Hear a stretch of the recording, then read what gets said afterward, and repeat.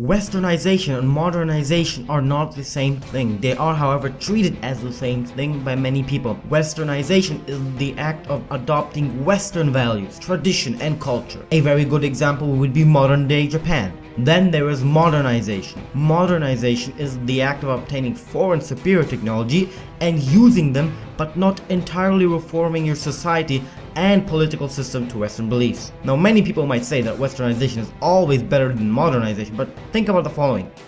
Westernization is about changing the whole society, beliefs, traditions, and a part of your culture in favor of Western beliefs. This usually didn't happen without any resistance.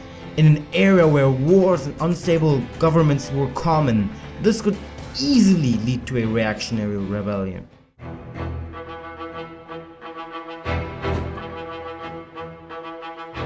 Modernization is just the adoption of clearly superior technology, like using guns instead of swords, and while this was way less radical, it still did cause rebellions, but not as bad as the normal Westernization. Modernization is like a partial Westernization, where it does go through changes but doesn't completely Westernize its society. Sometimes being just modernized was more beneficial than being Westernized.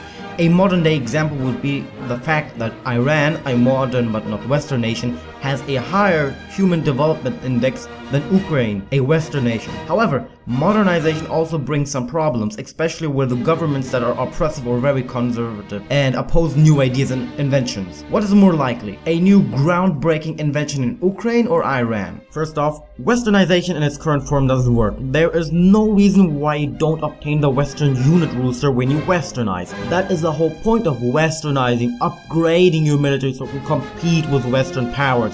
It is adopting Western beliefs, traditions, and values. So why can't you also get their military technology?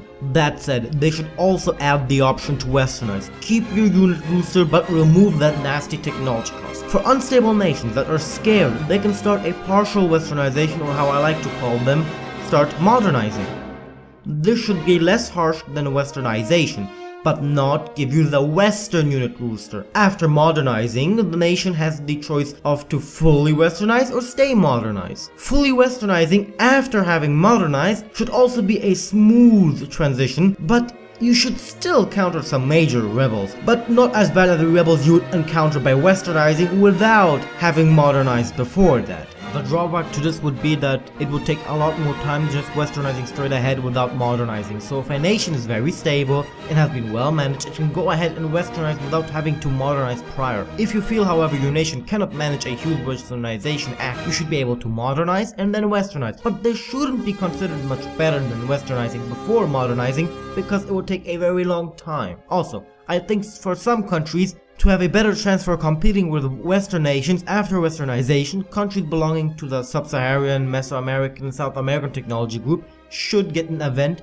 influx of new ideas. That decreases technology and idea cost by 10% for a certain number of years. Now, some might say that I just got my ass kicked and I want to make Westernization easier, but that is not the point I'm trying to make here. I want to add dynamic and make Westernization viable. Most players don't even consider it to be worth it to Westernize in single player games. And before people tell me I should mod this or I'm flaming Paradox just because I'm a hater, I'm going to clarify this. I have utter respect for Paradox Development Studio for creating such an awesome game. That is easily my favorite game with an incredible amount of depth. The developers have all of my trust. All of the changes they have done until now are good ones that add to the game, make it more fun. For example, the addition of national focus, factions, colonial nations, and now there are reworking rebels that are easily the largest flaw of Europa 4. And to the people who say that you should mod something if you don't like it, I can only say that not all of us have the modding capability to mod such a mechanic into the game and make the AI play around it, and also have the numbers balanced. You guys must remember that the people who make suggestions on the forum mostly post things about game design. They aren't game balancers, and I'm also not a game balancer.